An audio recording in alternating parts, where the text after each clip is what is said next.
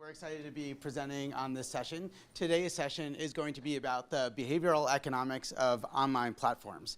And for the presenters here and for a whole bunch of other researchers, this is an exciting topic. Over the last 20 years, pretty much every decision that we make in the world around us is being affected by online platforms. From where we shop, to the hotels that we book, the restaurants we go to, and the way that we find facts. So today, the way that we're going to be structuring this is thinking about all the different touch points that are affected by online platforms. And we're going to have three different perspectives. First, we're going to have Ginger Jin, who is the director of the Bureau of Economics and a professor of economics at University of Maryland, who is going to be giving a view from the FTC about regulation of online platforms and more generally about the role of behavioral economics at FTC. Then we're going to have Alessandro Acquisti, who's going to be focusing on the consumer perspective and how users are affected by online platforms. And then I'm going to be presenting some work about the designers of online marketplaces and how the choices that they make when designing a platform affect the outcomes of users in a myriad ways. The way that we're going to structure this is we're going to have about 15 to 20 minutes for each presenter, and then we're going to save some time at the end for questions for all the different speakers. So without further ado, Ginger. Thank you so much. Thank you for coming. This is an exciting era about information. I have written something about information economics, but I wouldn't claim myself to be a behavioral economist yet. Okay, I haven't received formal training in behavioral economics, so my knowledge in this area is more of my own reading plus nudges from co-authors like Mike Luca. So as the director of Bureau of Economics at the Federal Trade Commission, I have to put a disclaimer here. Views expressed here, just my own, not of the commission or individual commissioners. I only be at this position for 5 months, but what I have seen at FTC is really eye-opening. So I really, thanks for the opportunity to express what FTC is doing, especially on the front of behavioral economics as well as online activities. So in case you haven't heard about Federal Trade Commission before today, okay, I think most salient way of describing Federal Trade Commission is probably by a picture. This is a statue in front of the headquarters of Federal Trade Commission. It describes, if you're thinking the market is a horse that's energetic, dynamic, and sometimes even sinister, then FTC is sort of the man trying to control this trade and hopefully guide the trade. FTC has been established by President Woodrow Wilson in 1914. So the agency is over 100 years old. According to the 1914 Federal Trade Commission Act, we're charged to do two functions. One is law enforcement. We have the authority to go after business practices that we believe are anti-competitive, deceptive, or unfair. As of today, we actually enforce over 60 laws, including the Federal Trade Commission Act, the Sherman Act, Clayton Act, and so forth. Okay, so that's one function of Federal Trade Commission. Another function, which I would argue is equally important, is we try to be an important voice of policy. The agency was started in 1914 as sort of a research entity. That's we try to provide research about industries, and therefore the law actually gives us authority to subpoena for data. Okay, which is quite powerful tool. So throughout the 100 years, we produce a lot of research report. I'm going to touch on sort of more recent research report we have written about online activities. We also engage in rulemaking for many industries. On a day-to-day basis, we provide policy advocacy to, say, Congress legislation, to state governments, to private litigation, and to many entities that will think our voice would be helpful. Okay, so that's the main function of Federal Trade Commission. Within Federal Trade Commission, by definition, you were thinking, okay, this is everything about law, okay? It's also everything about economics. So within the commission, we have a Bureau of Economics. We actually have over 80 PhD economists, all in applied micro, okay? Plus 30 as financial analysts, research analysts, as well as administrative people. So in the Bureau of Economics, we work with lawyers very closely on both competition and consumer protection. Okay? However, we're supposed to provide independent voice to the commission. So the economics perspective sometimes can be different from the legal perspective, and I will argue many times they're actually very complementary. Okay, so we work with lawyers, but we provide independent voice to the commission. Okay, so I guess this question might be in all of your mind. How could behavioral economics matter for our business? Okay, why would this matter for antitrust or consumer protection? It turns out that we are concerned of a lot of behavioral problems. For example, some consumers may behave irrationally. Okay, they just say trust the advertisement on the face value. They fail to recognize some information has been omitted. Okay, they sort of ends up making mistakes, and somebody may argue that they need some protection against making those mistakes. And then on the supply side, some firms may recognize the naivete of consumers and try to design contracts to take advantage of that, right? For example, if we pay more attention to big funds than to small funds, maybe the company would have incentive to put all the unfavorable terms in the fine print, okay?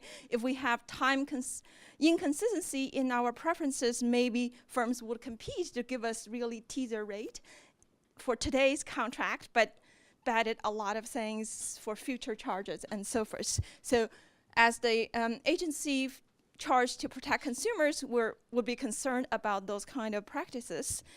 On the other hand, we may argue, okay, bounded rationality is not limited to consumers. Maybe firms are subject to bounded rationality as well. For example, if managers of big firms want to merge, not because they want to, say, gain monopoly power, but want to build their empire, or because they're overconfident and they're more risk-taking, then the model we use to predict the merger effects, which is based on the full rational model most of the time, that might be questionable, right? We will ask ourselves, okay, if we factor in those behavioral potentials, would the prediction be different, and how much should we adjust our merger policy on that? And lastly, policymakers, including us, are unfallible to bounded rationality as well. If we as an agency have inconsistency problem over time, then maybe the policy that looks good today may not look good tomorrow, right? We need to take all that into account. But one cautionary note is that recognizing a behavioral concern does not necessarily imply policy interventions, okay? For one thing, we're probably not smarter than average consumers, okay?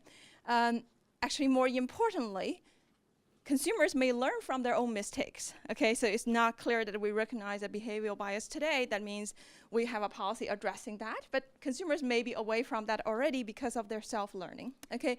And also, thanks to researchers like you, I have seen a lot of fascinating topics yesterday that researchers actually help the market or help the firm to recognize behavioral bias and try to nudge the consumers to make a better decision. So the market probably is playing a very active role in addressing those behavioral problem if we think that's a problem. And therefore, when we think about policy intervention, we have to take into account how market is addressing this and how fast the market can recognize the problem and correct it, okay?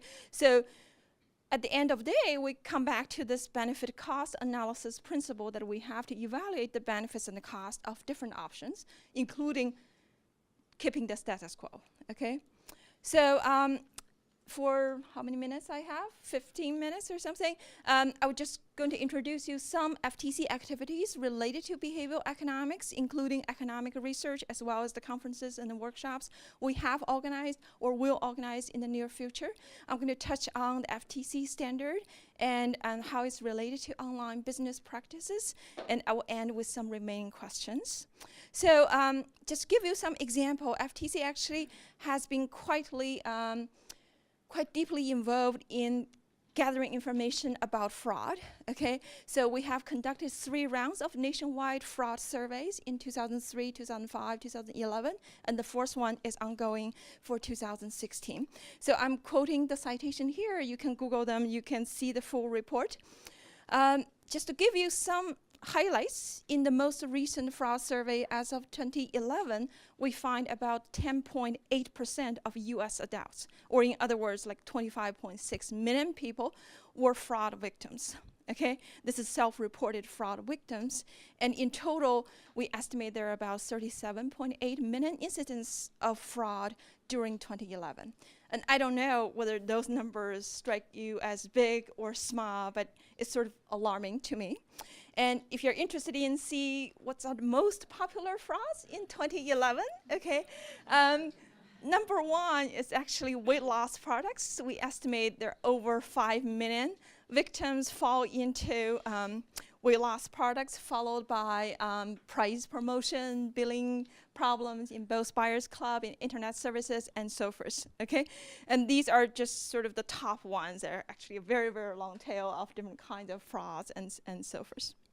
And then I guess we're all interested in behavioral explanation. So we have a follow-up study, try to figure out, okay, who is susceptible to fraud, okay? So I'm quoting a working paper by staff in our bureau. The working paper is, again, Googleable on the internet, okay? In this study, we designed a lab experiment run at George Mason University, involved about 254 human subjects.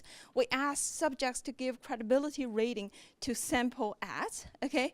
Actually, some ads are plausible according to our official analysis. Some ads are not, sort of basically too good to be true. I'm going to show you examples and see how you think those ads are credible or not. Okay, we're going to have a show of hands of whether you think those ads are credible. And then the study also measures subjects' behavioral factors, such as how overconfident they are, how much numeracy they have, and so forth. So we're going to associate those factors with their credible rating. Okay, are you ready? I'm going to show you some ads, and we'll see whether you think they're credible or not. Okay, so this is ads about diet plan. Okay, I'm going to give you 1 minute to read.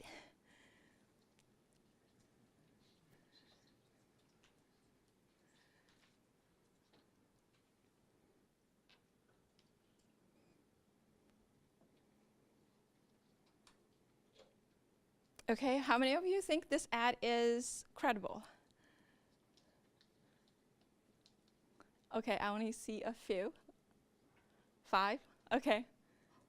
Wow, you're quite critical, okay. Let's see the other ad, okay, which is very similar.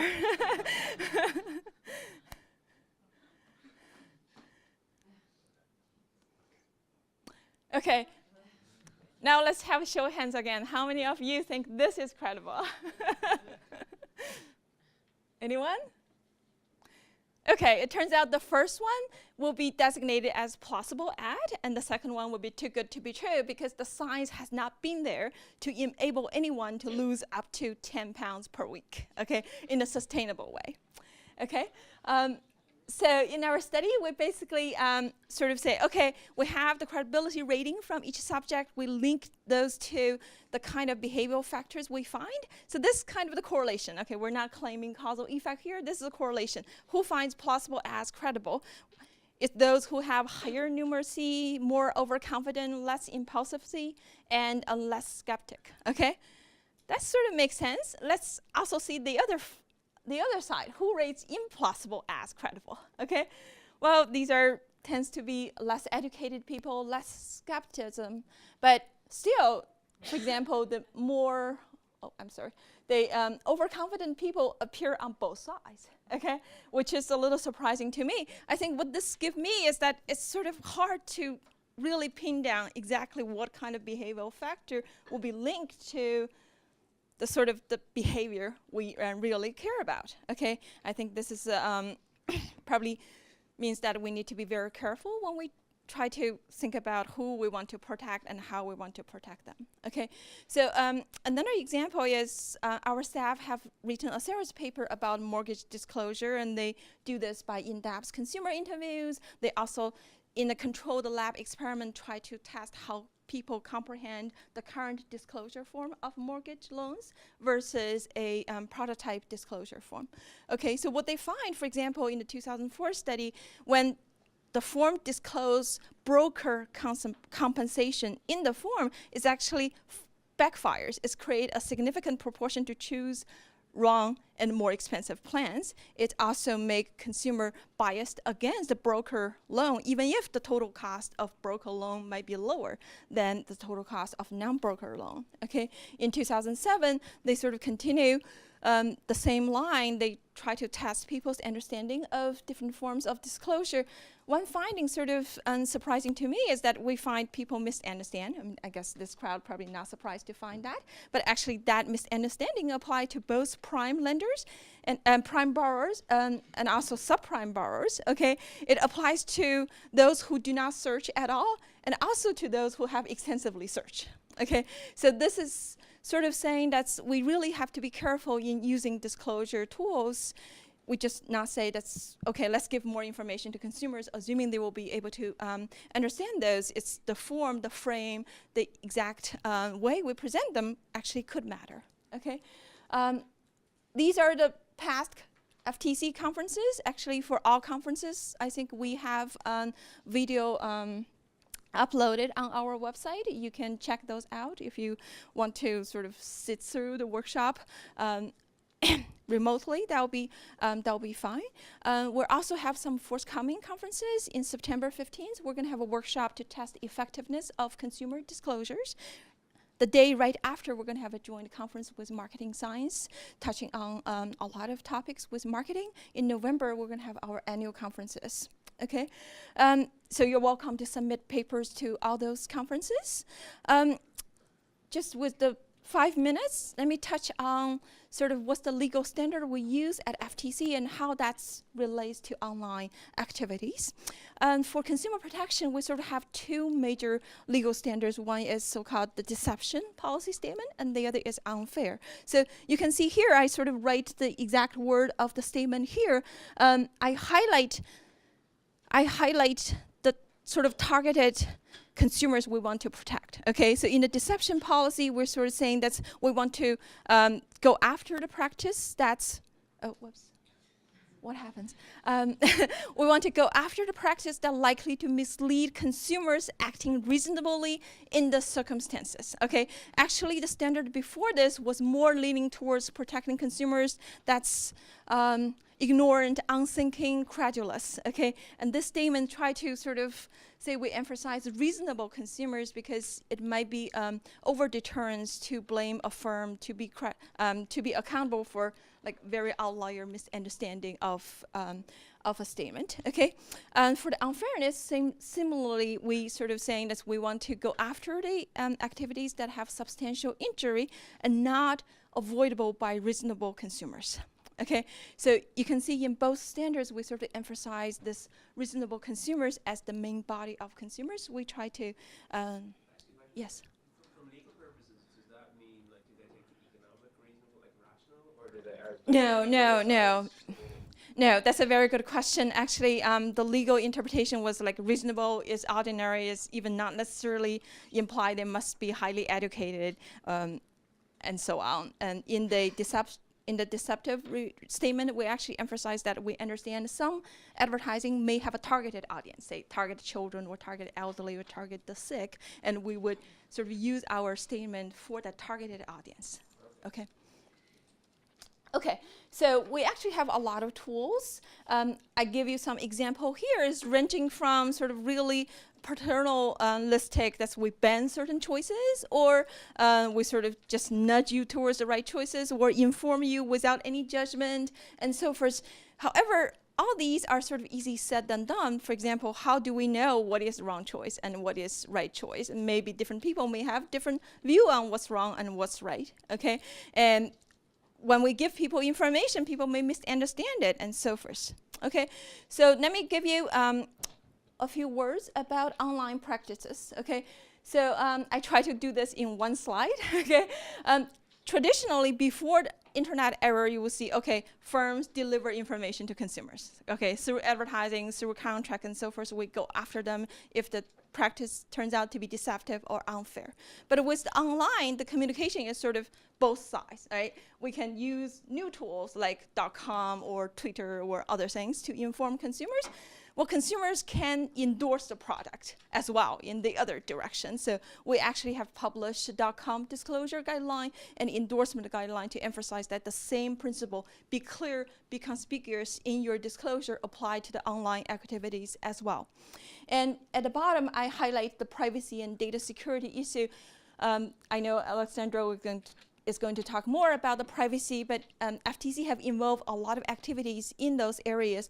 Since 2003, we have the Do Not Call registry. We have the FTC privacy report in 2012. We settled with Google in 2012 for their alleged tracking of browser users in Safari.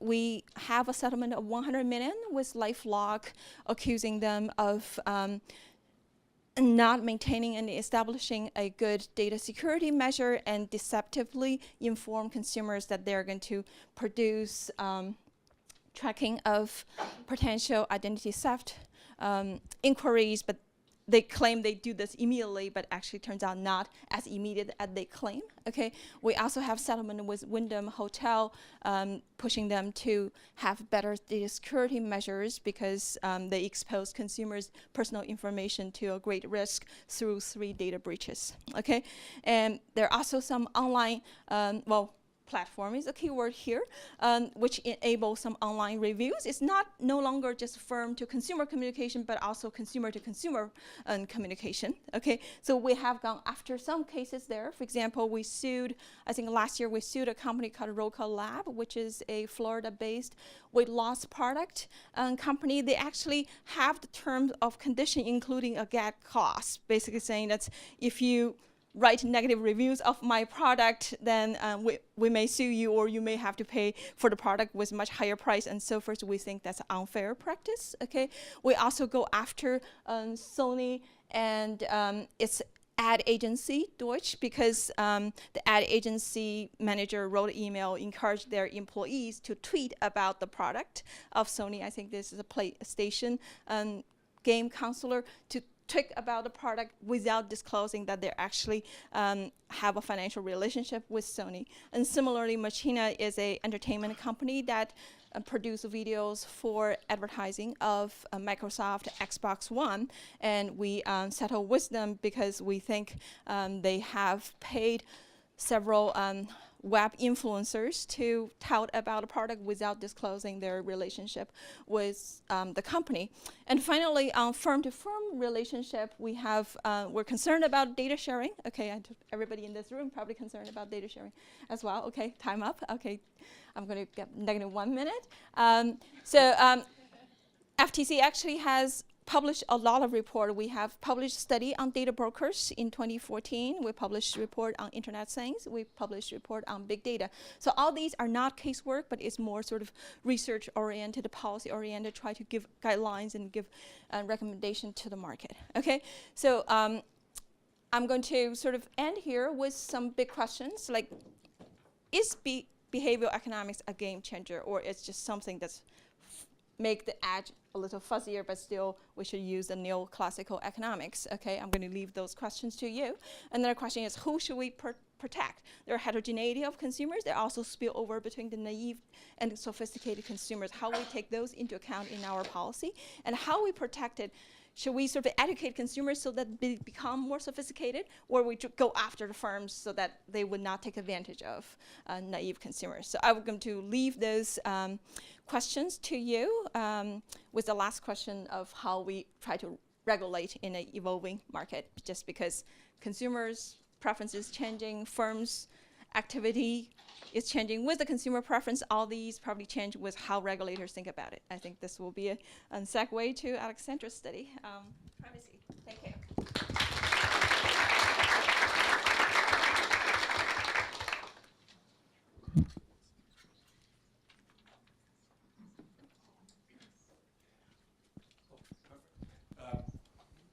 Thank you, and good morning. I am indeed going to talk about how behavior economics, as well as economics, can help us understand the way online platforms affect individual behavior online, and the consequences of the changes in behavior they may affect.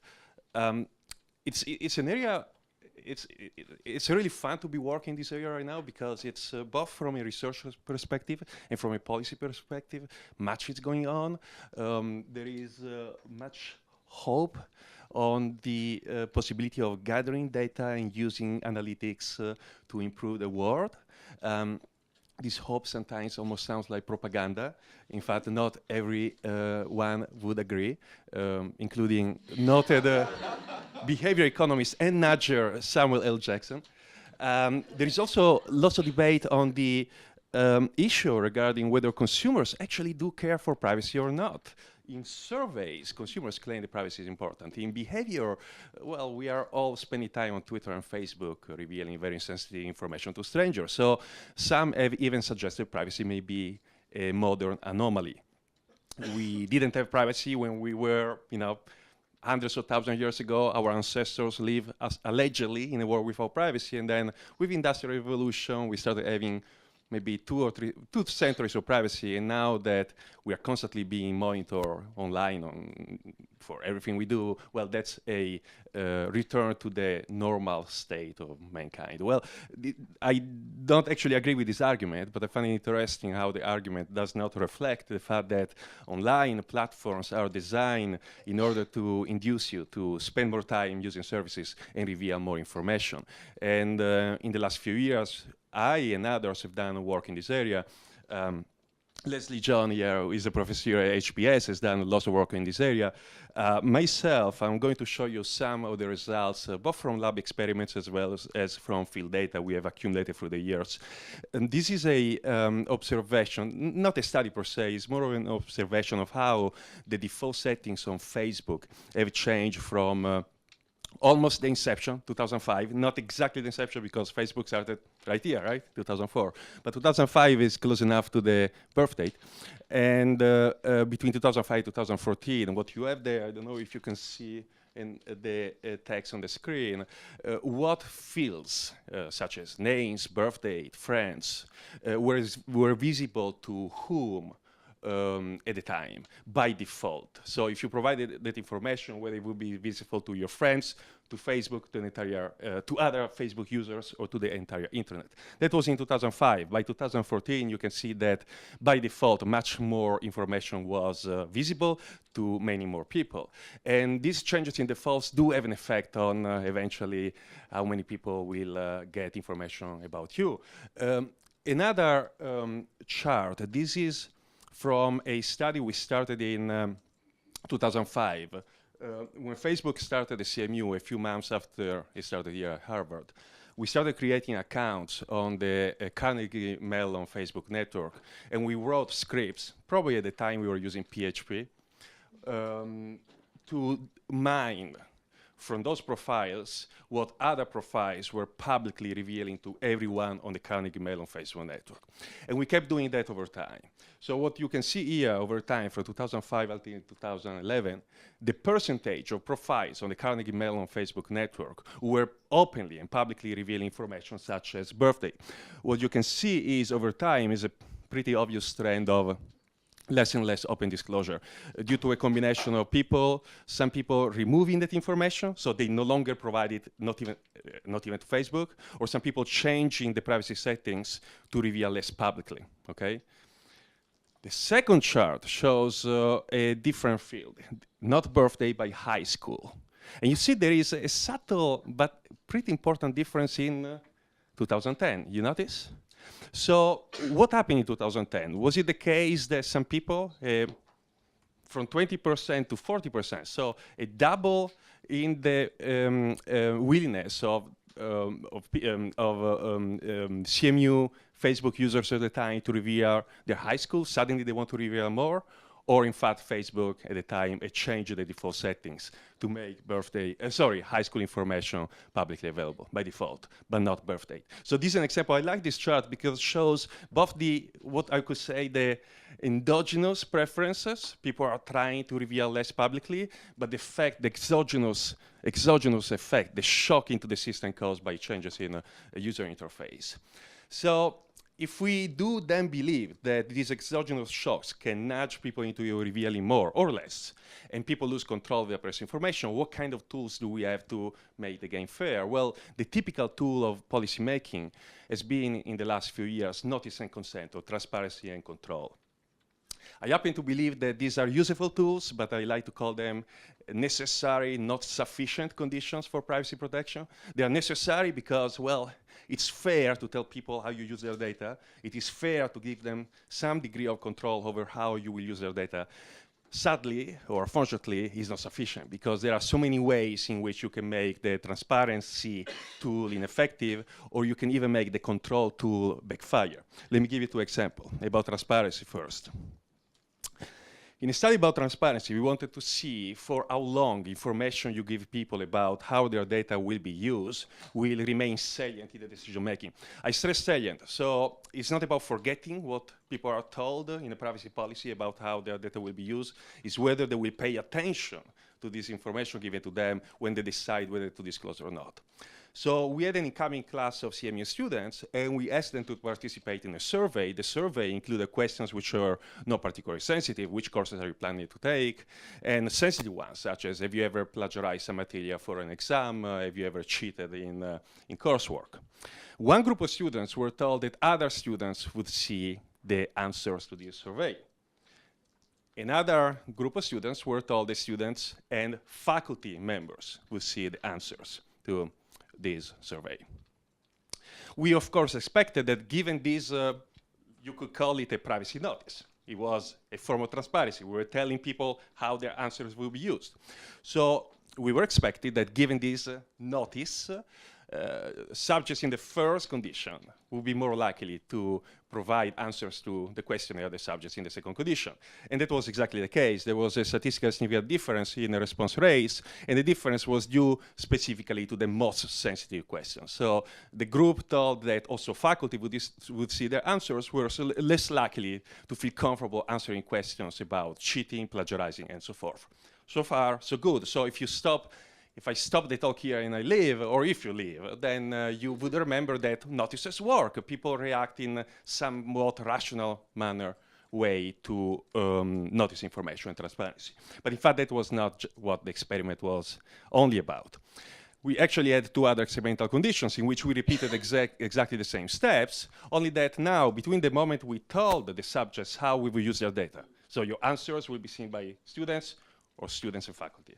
And the moment we actually started asking them the questions, we inserted a delay. And the delay was, if you remember using the internet in circa 2000, 2001, the early days, there would be a bar slowly loading until the page is ready for you.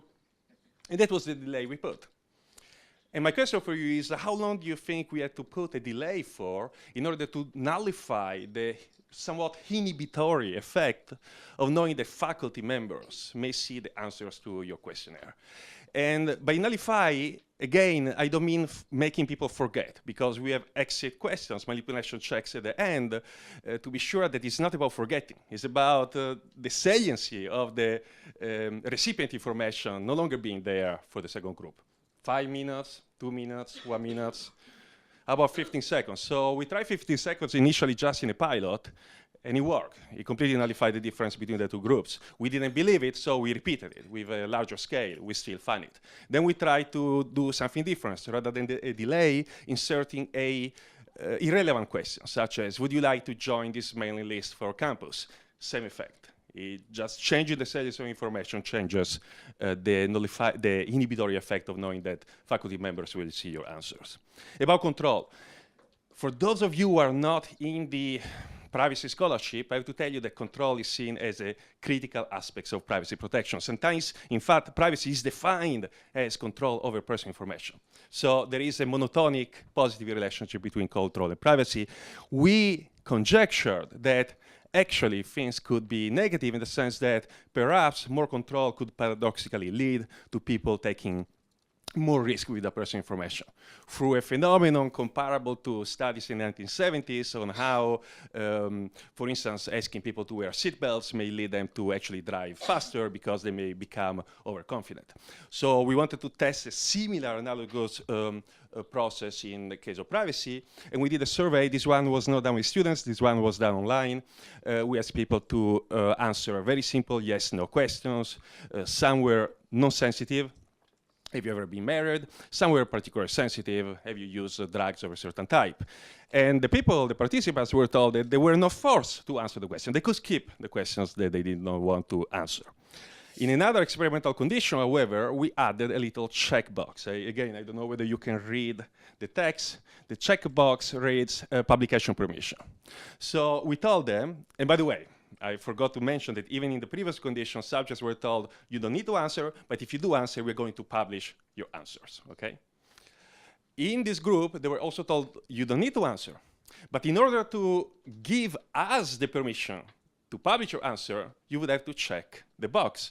So we were basically invoking the agency of the participants to make them feel more in control, because now they are the ones who are actually physically checking the box and therefore granting us the ability to publish. That ability, in fact, existed also in the first condition, but it was implicit. Here we are making it explicit. Now, status quo bias may suggest that people will not bother checking the box, also because it means more disclosure of more sensitive information to more people. We conjecture the very opposite, that by making people feel more in control, we would end up making them disclose more. And this is exactly what happened. Here I'm focusing on the sensitive question, not the non-sensitive. For the sensitive questions, we are able to nearly double the probability the subjects in this questionnaire will answer the questions and then will indeed allow them to be published. Because this is not just response rates, response and publication rates. So the subjects did check the box allowing publication. Now, does it matter? Meaning, the one beautiful slide in Ginger's presentation was, okay, there are biases. What do we do about that? And should we do anything about that? Because maybe it doesn't matter. Maybe the more you disclose, the better targeted offers you get. So part of my work with more of an economics hat on it, and sometimes more of a data mining hat on it, is about what are the consequences of these information disclosures. I'll give you two examples. The first one is about non-economic consequences, but practical ones nevertheless. The second, economic consequences. The non-economic consequences are the following. Once you reveal enough information about yourself, even non-sensitive one, it becomes increasingly easy, or at least increasingly possible, for other people to infer extremely sensitive information about you. Meaning, you can start from non-sensitive data. You can even start from anonymous data, and because of progress in data mining, it is more and more the case that you can end up identifying individuals and finding sensitive information about them. In a study we did a few years ago at CMU, we took pictures of students walking on a campus building. This is the foyer in the Heinz College where I teach. And we asked them to participate in a survey. If they agreed to participate in the survey, they sat on the foyer, the table in the foyer, and they started filling out a survey on a laptop that we had prepared for them. Meanwhile, we had uploaded this shot that we had taken of them with a webcam to the cloud. On the cloud, we had previously downloaded images from the Carnegie Mellon Facebook network. So we have downloaded profile images from mainly CMU students.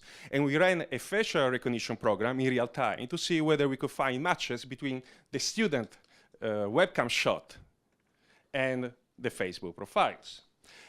By the time the subjective experiment reached the last page of this survey that they were filling out on the laptop, because we asked them to fill out the survey, 2-3 pages. It would take about 3-4 minutes. By the time they reached the last page, that last page had been dynamically updated with the 10 best matching photos which the recognizer had found on the cloud, and the subject was asked to indicate whether he or she found himself or herself in any of those photos. Can you find the subject here? It's, well, the recognizer, which was Pit-Pat, did find him. They're in the back. Quite remarkable, considering the difference in facial hair. between the different years when the Facebook photo was uploaded and the 4-year photo was taken, as well as considering that the subject was in the background, lower resolution photo. And by the way, we did this study in 2000, well, we published in 2014, but the study was done in 2011. The speed at which facial recognizers are getting better every year is pretty outstanding. So now the accuracy would be way, way better. So anyhow, we found, we recognize meaning. We found Facebook profiles for 1 out of 3 subjects in this experiment. But then we decided to make things even more interesting because a few years earlier, in 2009, we published in the Proceedings of the National Academy of Science a study showing that we could take demographic data from people who are alive on Facebook. We can find people's birthday and hometown, so therefore the state of birth.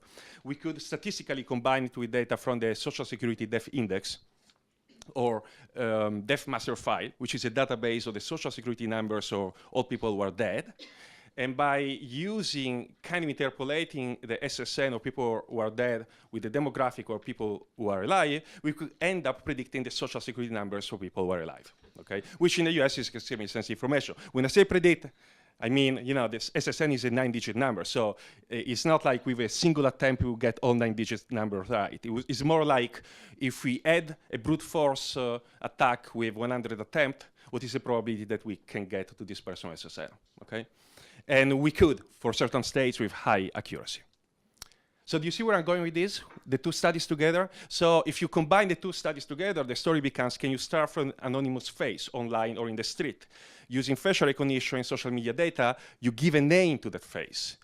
From the name, you can find publicly available information, which is considered non-sensitive, demographic data such as date of birth and state of birth. But from this non-sensitive information, you can end up predicting social security numbers, which is exactly what we did in the final experiment. And we showed that as a proof of concept, we could predict part of the SSN starting from a face. If I were an identity thief, I would never use this approach for my business because it's not accurate enough. But as a proof of concept, it's particularly powerful because it tells a broader story of how, because of the data we are making publicly available, we can start from something anonymous, unidentified, combine it with something non-sensitive, and end up with something extremely sensitive and identified. So why does it matter? That could be a potential answer for some of you.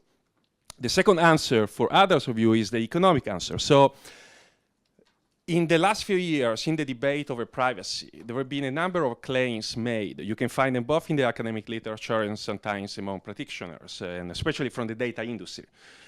Sharing personal data is an economic win-win. Market forces lead to everyone benefiting from the sharing of data.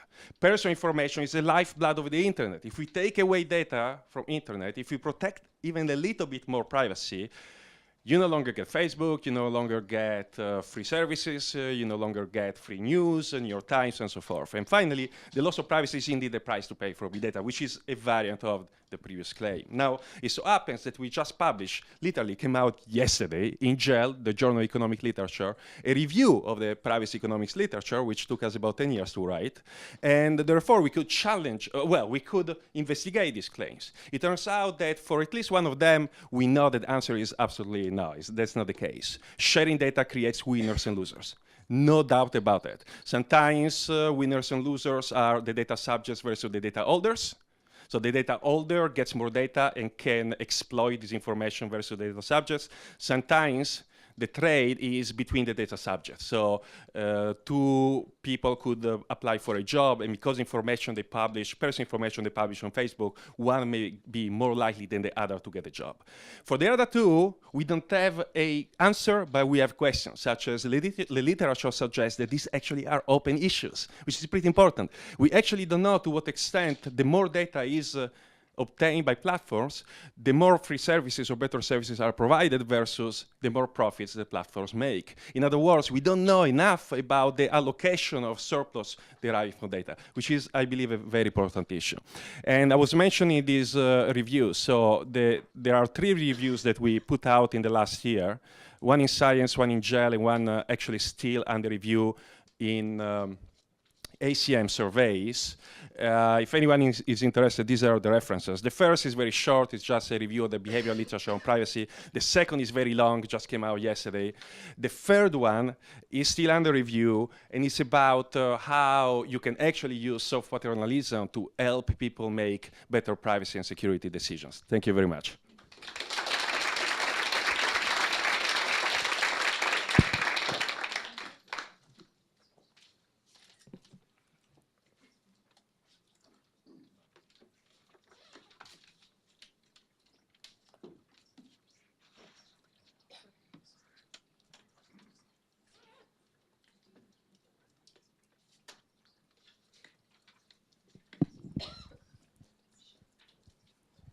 Okay, so I'm going to be talking today about designing online marketplaces, and I'm going to focus on a specific set of design choices that are faced by online marketplaces in housing markets. Let me just motivate this a little bit by pointing out something that I think is obvious to everybody in this room, which is that transactions have been increasingly moving online over the last decade or so. You can think about some of the early online platforms such as eBay or Amazon, or some of the newer marketplaces such as Relay Rides, Airbnb, Upwork, and we could all name a variety of others. In fact, if you think about Craigslist, one of the early online marketplaces at the time was pretty anonymous transactions. Here's just kind of a partial list of platforms that have started up to try to facilitate the same transactions that Craigslist was doing. And what I want to think about for a little while is the principles of designing an online marketplace. And when thinking about an online marketplace, there are essentially two flavors of decisions that a market designer is making. First is they need to design a price mechanism. So in thinking about that, we can think about auctions, fixed price, negotiation, deciding literally the pricing mechanism that you're going to put into place in your online marketplace. And we could think about differences in that across different platforms. So eBay historically had been an auction, whereas Amazon historically had been more list price. eBay has been shifting over time. And we're starting to understand what types of marketplaces to different pricing systems make sense. But you could also think about constraints that you want to put on the market in terms of what prices people might be allowed to charge. You can imagine setting price ceilings, price floors. For example, if you think about the online labor market Odesk, the labor that had been going through there hadn't been subject to minimum wages the way that other labor, if you just hire somebody in your local labor market, would be subject to. So they decided to impose their own minimum wage of $3 per hour for employees, which turned out to be binding for a lot of the jobs that are present on Odesk, which is now called Upwork. So thinking about that, that's kind of an example of a marketplace saying, okay, let's shift the wages that are going to be doing and actually push up the wages for some non-trivial fraction of people. The second flavor of decision that online marketplaces make are about reputation mechanisms. So once you know the way that you want prices to be done, you need to decide what kinds of information are people going to have and how can you facilitate trust basically between strangers in a marketplace. And there are a few tools that have emerged in the last decade or so that have become increasingly popular in online marketplaces. Reviews is one part of it. Product information, where you just kind of go out and vet the specific item that somebody is trying to buy or sell, is another part of it. And information about sellers and buyers is yet another part of it. And we're starting to understand what some of the principles are behind all of these. And in fact, it's hard to imagine any online marketplace where you don't read reviews about the product that you're buying or the person now that you're buying from. And the main thing that I want to take away from this is just that the rules of the market are going to shape the outcomes that are on there. Is going to determine who are the winners and the losers on the marketplace and whether you're going to be buyer-friendly or seller-friendly. So what I want to do is kind of do a deep dive into one specific type of choice that online marketplaces have been making and that has actually changed a lot over time, which is the level of anonymity. If we think about the early platforms that I mentioned, the eBays and Amazons, they were actually pretty anonymous. They were arm's length transactions where you actually don't know a lot about the person that you're transacting with. Priceline, Orbitz, all of this type of characteristic where the transactions that we were making were actually more anonymous than we were in offline transactions. And there was a prediction that was made in the early literature around this topic, which is that this should lead to less discrimination. And essentially the prediction was that instead of having the opportunity to discriminate with somebody because you're seeing them face to face, now all you're doing is doing something through the internet, and you should see all the price disparities, wage disparities start to go away. And kind of an optimistic view of the internet. And actually, my favorite paper on the topic is this Scott Morden and Zettelmeyer paper back in 2003, where they looked at car prices. And essentially, they compared car prices for people who are buying cars offline to online, and saw that there's a lot of discrimination in offline marketplaces, but lots of this actually had gone away when they looked at transactions that were mainly facilitated through the internet. But they kind of treated this as a state, kind of the transition is online marketplaces just are less anonymous, kind of are more anonymous because they are. But actually, over time, there's been a pretty big shift in this. If we think about the internet back in 1993, this is kind of from a famous New Yorker cartoon that said, on the internet, nobody knows you're a dog. And the kind of idea was you could go on and be whoever you want, and nobody is going to be any the wiser. But if we think about what the internet may be in 2015, when we were running this experiment, on Facebook, 273 people know I'm a dog, and the rest can only see my limited profile. And as Alessandro said, this is something that is shifting over time, what exactly your limited profile means. So what I want to do is present these results, thinking about whether it's still true that there's going to be less discrimination on the internet, or is discrimination going to start popping up again in the types of online marketplaces that we're seeing now. So what we did is we ran a field experiment on Airbnb. And what we did is sent out about 6,400 requests for availability. So we looked across a series of cities and sent out one message. The only thing that we varied in it is the name of the guest. So we pulled these names from a series of audit studies that had been done primarily in labor markets that were designed to be either statistically likely to be African American names or statistically likely to be white names, and use this variation to see what the difference in response rates would be on Airbnb, and then we could start to test the conditions under which there seems to be discrimination or no discrimination. And finally, what we're able to do with this is combine this with a bunch of experimental data that we pulled directly off of the platform and that we merge in from census data about the neighborhoods that people are renting properties in.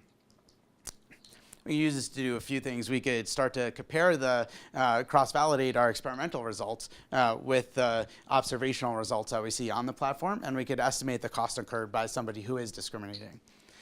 Just to give a preview of the results to show where we're going, guests with distinctively African American names are about 15% less likely to be accepted than somebody with a distinctively white name on Airbnb. And in contrast with what we had thought going in, actually the discrimination is pretty persistent. It's persistent across the race of the host, the price of the listing, the heterogeneity of the neighborhood, whether it's kind of a predominantly white neighborhood or a predominantly African American neighborhood. We see discrimination in all these different situations. And we're hoping that this will be kind of some guidance to how one might go about solving the problem, both from a legal perspective or from a market design perspective. And actually, we find that hosts who reject somebody only has about a 35% chance of finding another guest. So actually, it does cost a fair bit of money if you're trying to discriminate against somebody, an expected revenue loss of about $60.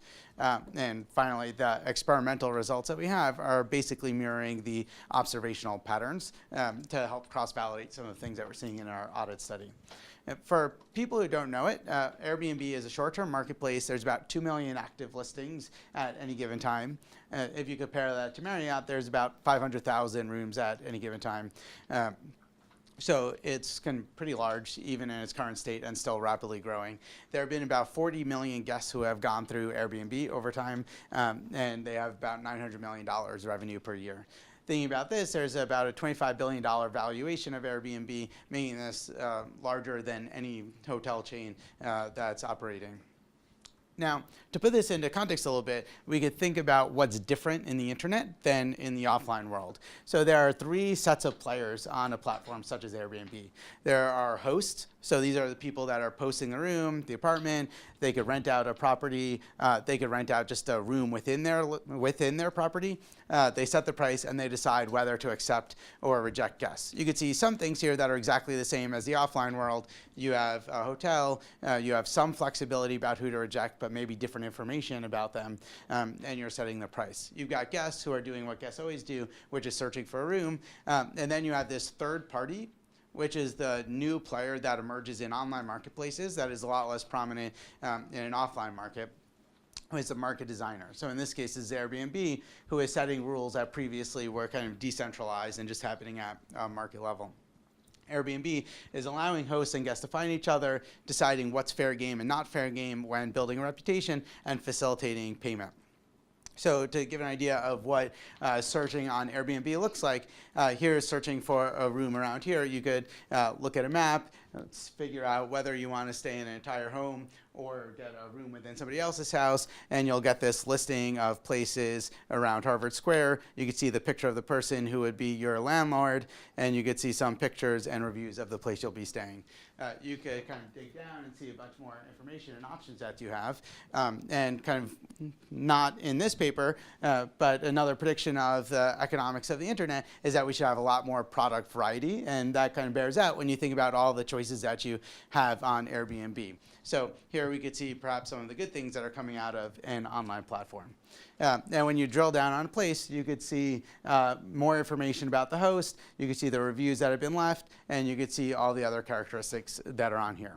So when thinking about this type of transaction, what Airbnb does at the heart of the platform is they facilitate trust. If you were to ask investors, why is it that Airbnb is so valuable, it's because they make a lot of design choices that make people feel comfortable transacting with each other. They verify information, they have these reviews, they have these profiles, and importantly, they allow hosts to reject guests. In fact, over time, in response to complaints from hosts, they've made it easier to reject guests. So the experimental design, as I mentioned, essentially 6,400 requests. We inquired about availability 2 months out from the date at which we sent the request. We sent all of the requests out automatically in a short period of time. And we tracked whether people say yes, no, maybe. Most people say yes or no, and we found that maybes basically didn't vary across the different conditions. And then we tracked this other information. Here are the cities we used. We basically picked 5 cities across the US: LA, DC, St. Louis, Dallas, and Baltimore. And here are the results that we found. Overall, our acceptance rates were about 50%. So just to put this into context, 50% is ballpark the amount of people who just say yes across Airbnb overall. So we were pretty comfortable with the messages we were sending and the requests that we had out there. And African-American guests were accepted about 8 percentage points, which is about 15, 16% less often than white guests. So just to put this into context a little bit, suppose that you were to run the exact same experiment on Priceline or Orbitz.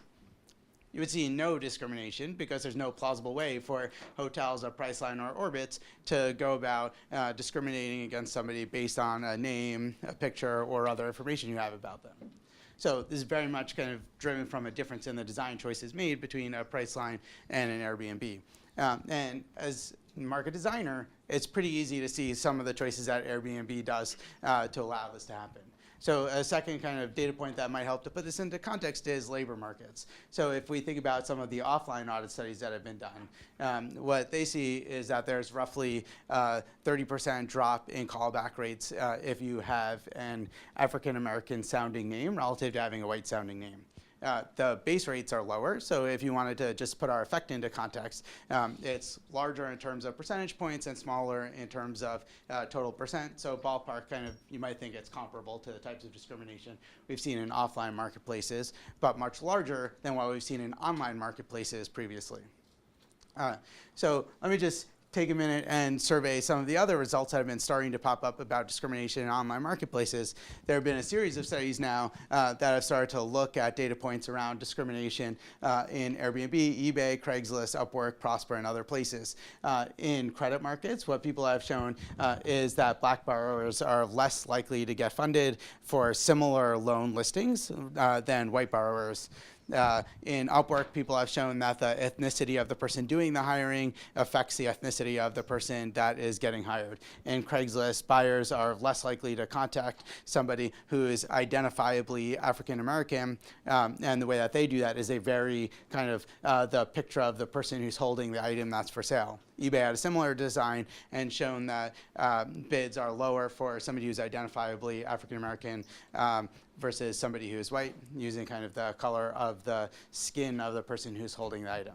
So kind of across all these platforms, there's kind of the general fact, which is that if you could identify the person, there's going to be discrimination. But then there's variation in the extent to which these platforms allow you to identify the person. So if you're on Craigslist or eBay, you sort of have to go to lengths to identify yourself by kind of literally showing a picture of yourself in your listing, which is a little bit counter-normative.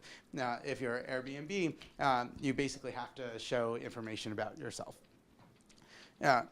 Who discriminates? Looking across this, we started thinking about whether this is driven simply by homophily, or is this actually some sort of broader phenomenon on there. I won't go too much into each data point here, but essentially what you can see is that discrimination is persistent generally across the race of the host, although there are some race-gender interactions where black females don't seem to be discriminating against black females. Then we started thinking about some of the other attributes that might be moderating factors in a world of discrimination. We started thinking about the size of the landlord. So some people have this view that the reason we see discrimination on Airbnb is because it's all kind of individuals like you or myself kind of listing out one single room in their place. So we looked at things like the number of listings. So it turns out that there's a growing number of property managers on Airbnb who have lots of listings that they're renting out and look just like regular hotels or bed and breakfasts that were rented out before them. We look at whether there's a shared unit or an entire listing, so thinking about the distance between you and the person that you're renting out to. And we found that discrimination is persistent across both of those. Whether you have multiple listings or a single listing, whether you're renting out your whole place or kind of just room in your place, you still see that there's discrimination. We see that high volume and low volume guests both discriminate. Then we started thinking about kind of the characteristics of the property itself. Some people thought that, oh, maybe this is just about the demographics of the neighborhood. It's hard to identify kind of whether there's any difference across neighborhoods, but what we did here is just merged in census data and looked at the percent of people who are African American at the census tract level and the likelihood of acceptance by the ethnicity by the race of the name. And kind of to a first approximation, it seems like there's discrimination all across for all types of neighborhoods. We also looked at the price of the listing, and basically for all prices, it seems like there's discrimination. It doesn't seem like there's any part of the price point, like kind of cheap places, expensive places, where discrimination just goes away. And as I mentioned, does discrimination cost hosts? Kind of there's a lot of the theoretical predictions in economics are that this depends on how thick the market is. If it's pretty easy to backfill your place, then you may not care about discriminating. So even if there's a low benefit of discriminating, you may just do it anyway. But unlike offline audit studies, we were actually able to observe what happens to the property. So we repeatedly tracked whether there's still availability on that date for the place, and that's how we figured out that there's only a 35% fill rate by the date that the place actually is listed. So thinking about this, there does seem to be an economic cost of this. So basically, we see that there's persistent discrimination across race of hosts, experience in new hosts, shared and separate properties, expensive cheap properties, diverse and homogeneous neighborhoods. So basically a very stubborn effect, and that hosts incur costs to discriminate. We did see one bit of variation in where there is discrimination. We looked at the experimental and non-experimental behavior, merged them together, and looked at the history of people who have stayed with somebody before. We coded pictures of prior guests for whom there were pictures, and looked at the reviews of hosts. And what we showed is that in the experimental data, if we break this down into hosts who have never had an African-American guest before and hosts who had at least one African-American guest before, that behavior was very different. That the discrimination seemed to be concentrated among people who have never had an African-American guest, both helping to support the main fact, but also just helping to shed light on the nature of discrimination in the platform. So this isn't just kind of everybody making the same decision, but kind of predictable discrimination across different subsets. So since we worked on this paper, now we've been thinking about what are some of the things that you could do to solve the problem. So if you were to kind of put on your hat as a choice architect or a market designer, how should Airbnb be thinking about this, or how might regulators be thinking about this? And there are a few choices that Airbnb has. One thing that they could do is control the information flow. So you can imagine the simplest solution to this would just be anonymize everything, or at least kind of make race less salient. You can imagine increasing instant booking. So rather than giving people lots of flexibility over whether to reject someone, give them a little bit less flexibility. Say, we'll give you some sort of a benefit if you just accept whoever satisfies some baseline criteria, like somebody who has a registered credit card and isn't going to bail without paying for the place. You can make the existing discrimination policies salient. So thinking about how quickly information and disclosure goes away, actually the time that a host sees the discrimination policies is basically when they're signing up. So at the point at which they're deciding who they should accept, they probably don't think at all about some of the things that they agree to when first signing up to be a host. So you can imagine basically plugging in something that every time you're making the decision as a host, that you're going to see the discrimination policies at this more relevant time, and that may be enough to reduce discrimination. We tried our own partial solution. We made a plugin that we call Debias Yourself, and we have a website for this called debiasyourself.org, and people could add this as an extension to their browser, and it anonymizes everything for you. And you can imagine that this is going to work in some situations and not. So if it's a case that people are unconsciously biased and don't want to bias but fear that they may discriminate by seeing this, so people may, this would help to reduce the amount of bias kind of by reducing the information that they have. But you can imagine if people are willingly discriminating, then they just won't go and add our extension. So where this is right now is we've been in some talks with Airbnb, thinking about some of the things we could do outside of Airbnb about reducing the amount of discrimination. So the kind of takeaways that we have from this are that online marketplaces are changing the world. So I wrote this paper essentially as a fan of online marketplaces and of Airbnb. But there are a bunch of market design challenges, and they go well beyond some of the early ones that economists had identified around pricing and things like that. There are a bunch of innocuous design choices that may have unintended consequences. Obviously, nobody at Airbnb was thinking, let's facilitate discrimination. They were thinking, oh, that's a good place to stick a picture. And it just also facilitates discrimination. So when thinking about the lens that a market designer should have, it should be thinking about how do you maximize the value of your reputation system while minimizing some of these other unintended consequences.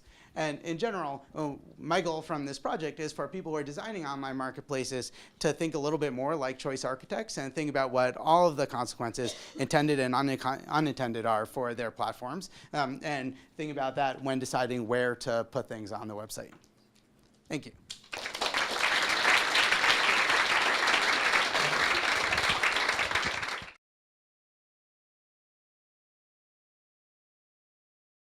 We're excited to be presenting on this session. Today's session is going to be about the behavioral economics of online platforms. And for the presenters here and for a whole bunch of other researchers, this is an exciting topic. Over the last 20 years, pretty much every decision that we make in the world around us is being affected by online platforms. From where we shop, to the hotels that we book, the restaurants we go to, and the way that we find facts. So today, the way that we're going to be structuring this is thinking about all the different touch points that are affected by online platforms. And we're going to have three different perspectives. First, we're going to have Ginger Jin, who is the director of the Bureau of Economics and a professor of economics at University of Maryland, who is going to be giving a view from the FTC about regulation of online platforms and more generally about the role of behavioral economics at FTC.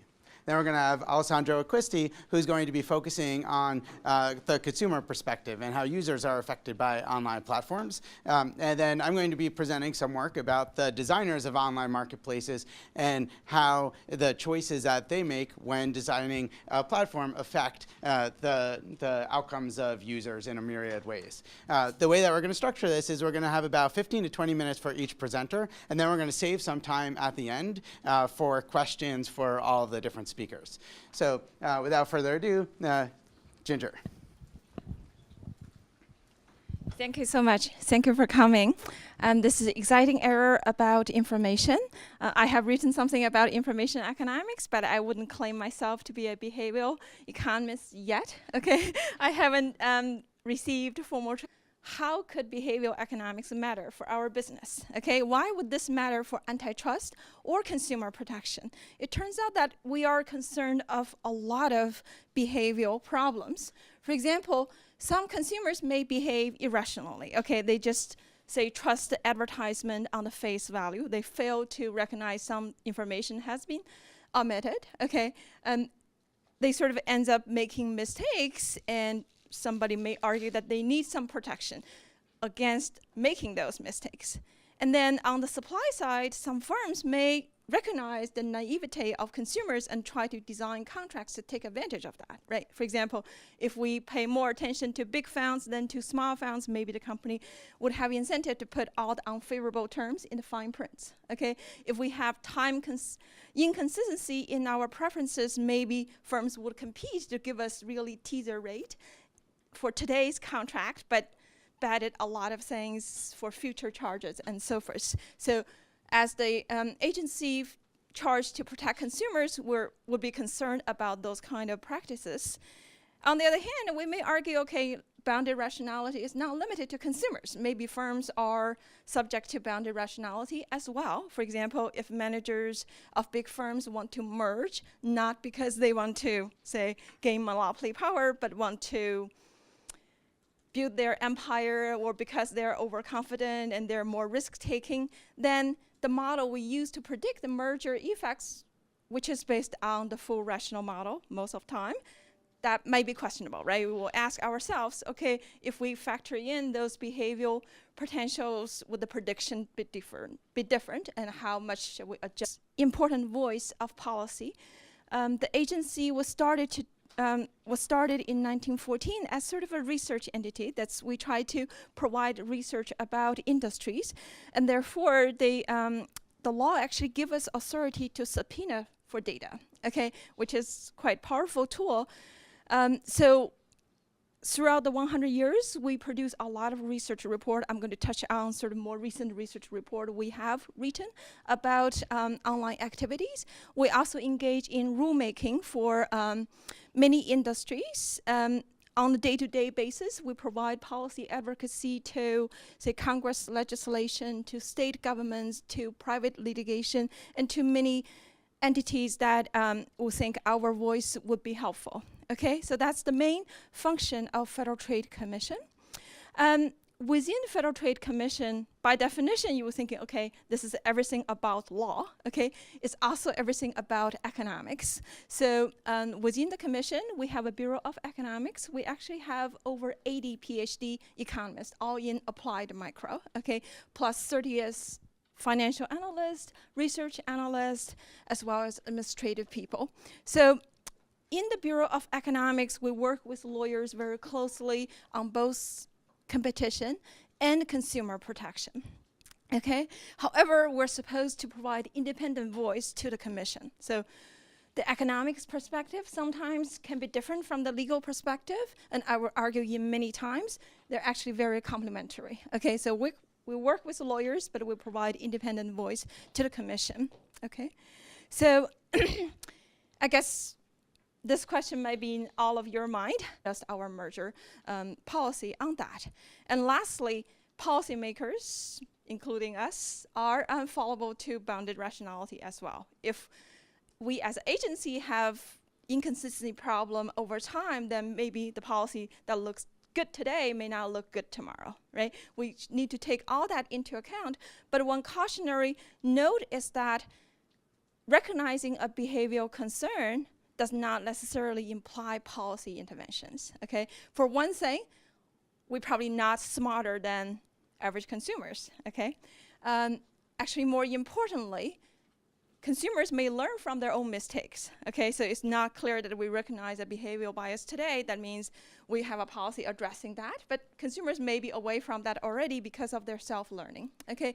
And also, thanks to researchers like you, I have seen a lot of fascinating topics yesterday that researchers actually help the market or help the firm to recognize behavioral bias and try to nudge the consumers to make a better decision. So the market probably is playing a very active role in addressing those behavioral problem if we think that's a problem. And therefore, when we think about policy intervention, we have to take into account how market is addressing this and how fast the market can recognize the problem and correct it, okay? So at the end of the day, we come back to this benefit cost analysis principle that we have to evaluate the benefits and the cost of different options, including keeping the status quo, okay? So for how many minutes I have? 15 minutes or something. I was just going to introduce you some FTC activities related to behavioral economics, including economic research, as well as the conferences and the workshops we have organized or will organize in the training in behavioral economics. So my knowledge in this area is more of my own reading plus nudges from co-authors like Mike Luca. As the director of Bureau of Economics at the Federal Trade Commission, I have to put a disclaimer here. Views expressed here, just my own, not of the commission or individual commissioners. I only be at this position for 5 months, but what I have seen at FTC is really eye-opening. So I really, thanks for the opportunity to express what FTC is doing, especially on the front of behavioral economics as well as online activities. So in case you haven't heard about Federal Trade Commission before today, okay, I think most salient way of describing Federal Trade Commission is probably by a picture. This is a statue in front of the headquarters of Federal Trade Commission.